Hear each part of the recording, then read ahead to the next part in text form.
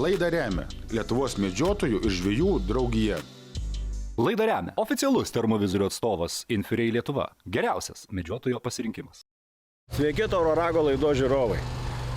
Lapkričio 5-ąją susirinkome į Raudonės pilį, kur Lietuvos medžiotojų žvejų draugija organizuoja Švento Huberto dienos paminėjimą ir tai vainikuojanti diena visą švenčių maratoną Lietuvoje.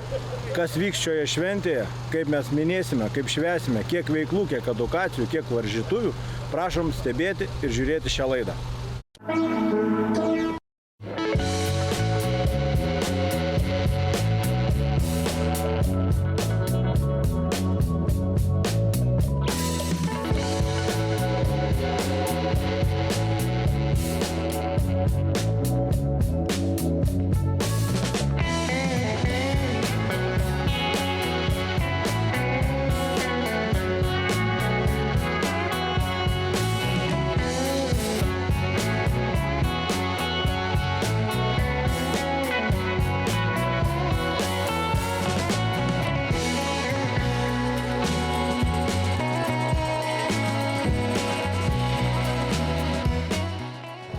Šiais metais ir vėl moterų medžiotojų klubas dalyvauja šitoj gražioj šventėje. Iš tikrųjų pasiruošėm ypatingai kruopščiai savo receptą ir tikimės šiemet gauti, pernai gavome prizą už originaliausią receptą, tai šiemet galvojam minimum gauti tą patį, o galbūt ir nugalėti.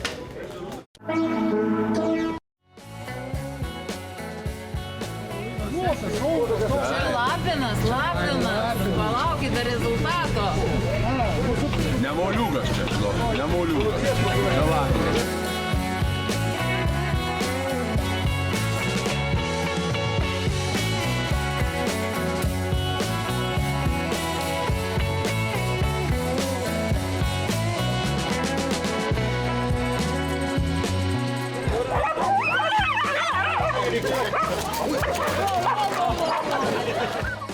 Lapinas verda sriubą, vištienos reikia pasakyti. Ne kitko. Gal gaidžiau, sakyčiau, labiau negu vištos.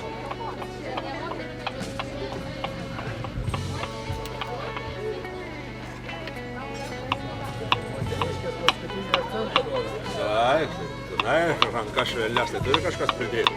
Mėgi, mūsų.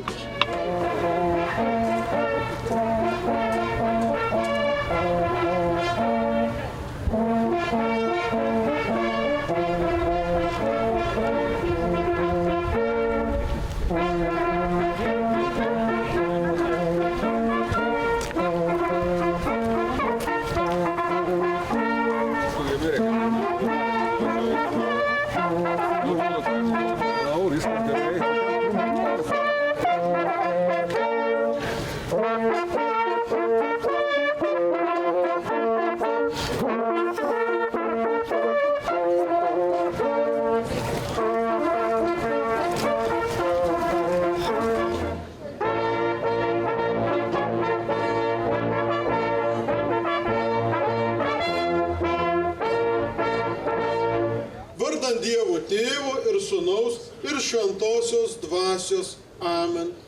Ramybės ir palaimos gausa tebūna su jumis visais ir su tavimi. Jaunasis bajoras Hubertas buvo kilęs iš turtingos ir įtakingos šeimos. Jis mėgavosi gyvenimu ir labai mėgo medžioti. Tačiau jo gyvenimas pasisuko tragiškai. Mylima žmona mirė, gimdydama jų pirmagimį. Netekęs vilties Hubertas bandė nuslopinti savo skausmą įvairiausiamis pramogomis ir pradėjo dar aistringiau medžioti. Vieną kartą didįjį penktadienį jis taip pat klajojo po mišką, ieškodamas žvėrių. Prieš jo akis pasirodė nepaprastai gražus su didžiuliais 10 atšakų ragais elnias. Medžioklė tai atsakingas įsipareigojimas gamtai. visa tai negali būti suvokiama kaip lengvabūdiška pramoga. Medžiotojų pagrindinė pareiga – gerbti miškų, vandens bei laukų privačią nuosavybę, entuziastingai organizuoti ir aktyviai patiems dalyvauti aplinkosaugos akcijose. Taigi Švento Huberto diena aktuali ir šiandien. Jos proga belieka visiems palinkėti visados išlaikyti pagarbą mūsų supančiai gamtai ir tapti pavyzdiniais hubertinės, tai yra neprasilenkiančios su gamtos apsauga medžioklės atstovais. Laidą remia Lietuvos medžiotojų ir žvejų draugija. Laidą remia oficialus termovizorių atstovas Infrei Lietuva. Geriausias medžiotojo pasirinkimas. Infrei – aukščiausios vaizdo kokybės termovizoriai, naujausi 12 mikronų sensoriai, 3 metų garantija ir lietuviškas servisas. Plačiausias termovizorių pasirinkimas tik pas oficialų atstovą Infrei Lietuva. irei.lt. Matyk bet kokiomis sąlygomis. Laidą remia Lietuvos medžiotojų ir žvejų draugija. Laidą remia oficialus termovizorių atstovas Infrei Lietuva. Geriausias medžiotojo pasirinkimas. Tad visa, ką laimina šventasis Hubertas, neštų džiaugsmą akims ir širdžiai. Tad ir mes jais sekdami melskimės už savo tautiečius, kad jie visada būtų Dievui ištikimi ir noriai globotų bei saugotų visą kūrinyje. Iš tavęs laukia maisto, kas gyva.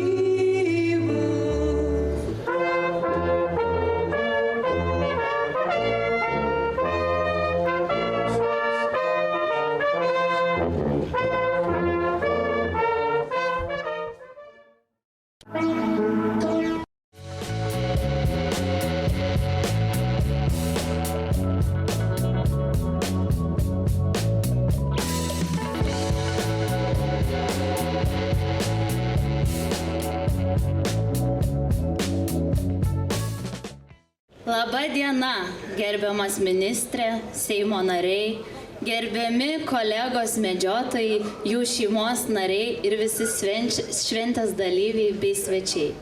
Medžioklės rago gausmu sveikiname visus susirinkusius į Respublikinę Švento Huberto medžiotojų globėjo šventę. Rugilė, ar matai, kiek čia daug šauniai pasipuošusių medžiotojų, jos lydinčių asmenų ir ne veltui? Yra įsteigtas prizas ir yra slapta komisija, kuri apdovano šauniausiai atrodantį medžiotoją ar medžiotoją. Šiandien ką veikti, čia Raudonės pilyje ras kiekvienas, ir suaugęs, ir mažas. Tu teisi, Rugilė, nes šiandieną mes kviečiame prisijungti prie Lietuvos medžiotojų žvejų draugijos organizuojamų socialinių akcijų, o jų yra visa aibė ir jūs galite dalyvauti, galite tapti kraujo donorais. Ir ši akcija vadinasi Medžiotojai donuoja. Ir laimėti įsteigtus puikius medžiotojams reikalingus ir tinkamus prizus. Labadiena, gerbiamas ministrė, labadiena, buvęs ministrė, labadiena, Seimo nariai, svečiai, merai, bendruomenės atstovai, na ir be abejo, mes medžiotojai ir medžiotojos. Antri metai, kada tenka jūs matyti tokiam susirinkusiam gausiam būryje, tikrai iš tiesų malonu, kad Raudonės pilis, Raudonės bokštai, Raudonės aikštė suteikia mums tokią užuovėją, kurioje galima išvirti sriubos ir pasivaišinti ją. Bet vis tik tai negalima negrįžti prie mūsų medžiotojo Švento Huberto minčių, negalima jo kažko tai nepaprašyti. Galvojau, nuo ko pradėti šitą šventinę kalbą. Iš esmės, ko gero, tai būtų greičiausia tokie 3 norai, kurie mums šiandien yra aktualūs. Mes medžiotojai gan aktyviai išgirdom Huberto, galbūt mintis, balsą, išgausinom gamtoje esančią fauną, iki neribotų skaičių, tuo galim didžiuotis, be abejo, jos kelia problemos mums, ūkininkam, truputį pasigodžiam vieni kitiem, bet ją gausinam. Kitas dalykas reiškia, kiltų tokie 3 norai, sakykime, aktualiausi šiandien.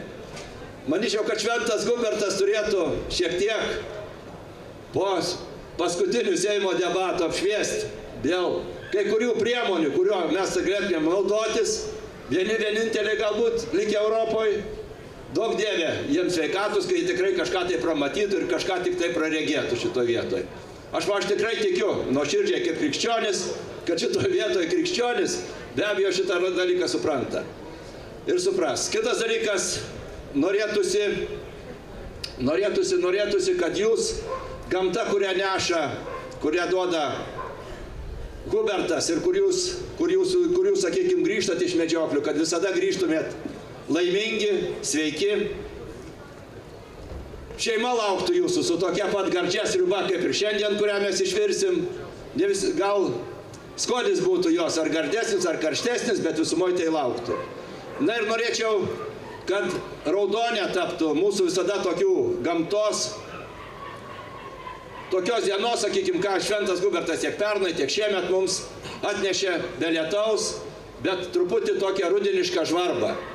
Žvarbą, kurią mes tikrai medžiotojai esam pripratę prie jos. Tokios dienos mums būna pačios šilčiausios, pačios maloniausios, nes mes pamatom gražiausią gamtą rudenyje. Saulė mums gal tiek neaktuali iš esmės yra. Tai sveikatos jums visiems, gero susiklausimo, geros skanios sriubos ir sėkmingo sugrįžimo namo.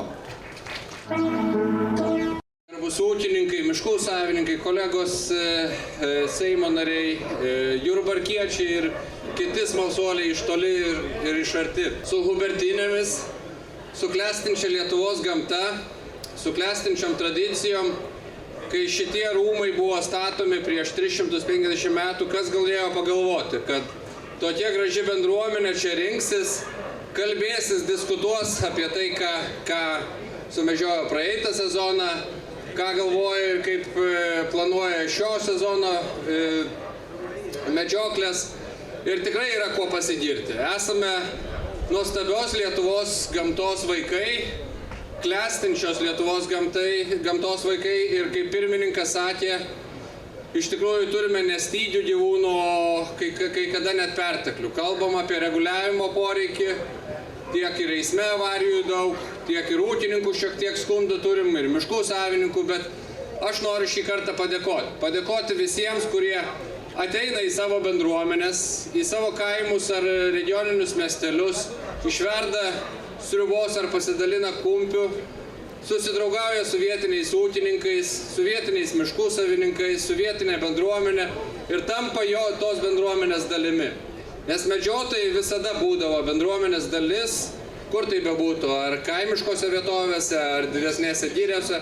Ir jums reikia eiti žmonės, nes žmonėse vis dar yra labai daug mitų apie medžiotojus, kurie kartais trukdo, kaip pirmininkas sakė, pasiekti protingų ir racionalių sprendimų. Dar kartą su švente, su hubertinėmis. Minutėlę ministrė niekas už liežuvio netempė, pasakė daug mitų, kuriuos reikia sugriauti. Ar aplinkos ministerija pasiruošusi padėti medžiotojams? Žinokit, aplinkos ministerijoje medžiojančių beveik dauguma. Supratau, o jūs kaip? Na, aš nemedžiojantis, bet aš geras medžiotojų bičiulis. Na, į kadencijos pabaigą yra laiko. To ir palinkėsim plojimams. Ačiū aplinkos ministrui.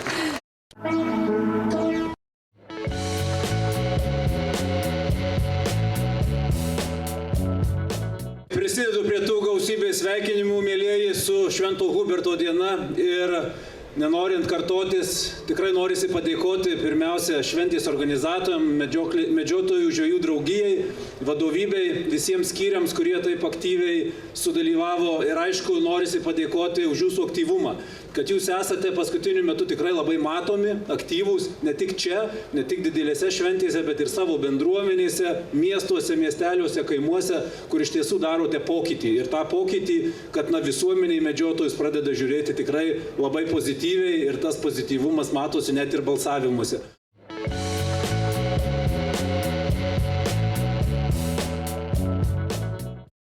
Labai gera jūs čia visus matyti.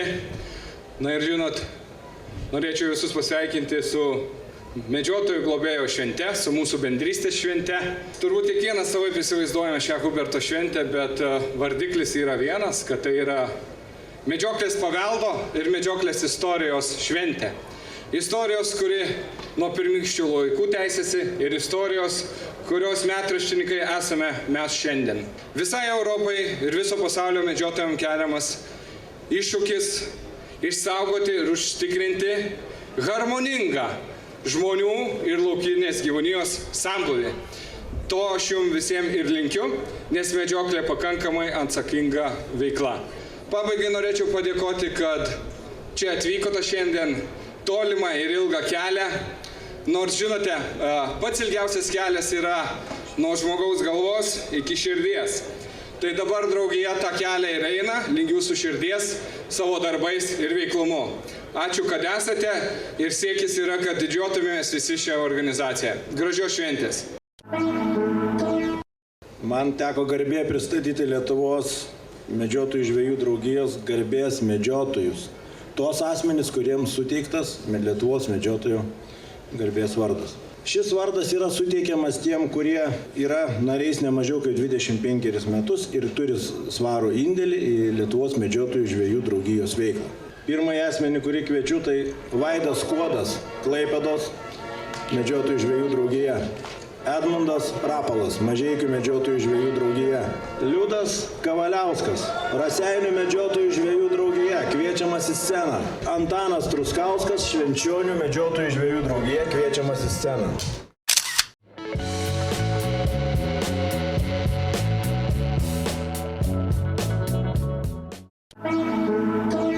Didžiulės sėkmės, nepadauginkit druskos, išvirkit skanę šiurpą ir tikėkime, galbūt jinai bus jūsų skaniausia. Taigi Dainiau paprašysiu, veskitės šitą būrį šefų. Jie vaišins jūsų sriubą, tai vadinasi kiekvienoje komandoje vis skirtingų laikų. Medžiotojų bendruomenė yra bendruomenė už tvarumą, už tai, kad tausotumėm gamtą, tausotumėm gamtos išteklius. Tokios taisyklės. Jeigu jūs ateinate su daugkartiniu indu, galite sriubą pasivaišinti be eilės. Nes jums nereikės vienkartinio indelio, vienkartinio šaukšto, jūs sutaupysite gamtos išteklius. Sėkmės komisijai ir sėkmės šefams. Galite dalyvauti kraujo donorystės akcijoje Medžiotojai donuoja.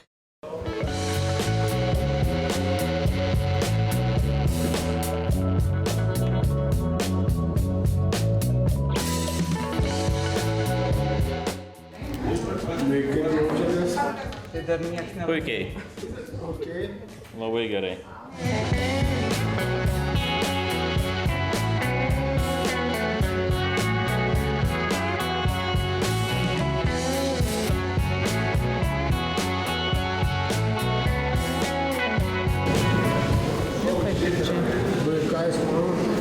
Aš manau, kad man iki tokia menė labai dar toli. Labai gražus piešiniai. Vaikų, būtent vaikų. Fantazija nereali. Mes kažką matom, bet ką matom nelabai suprantam. Bet jie supranta kitaip. Jo, būtent. Ir įdomu matyti, ką jie supranta. Šaunuoliai, kad tik piešia.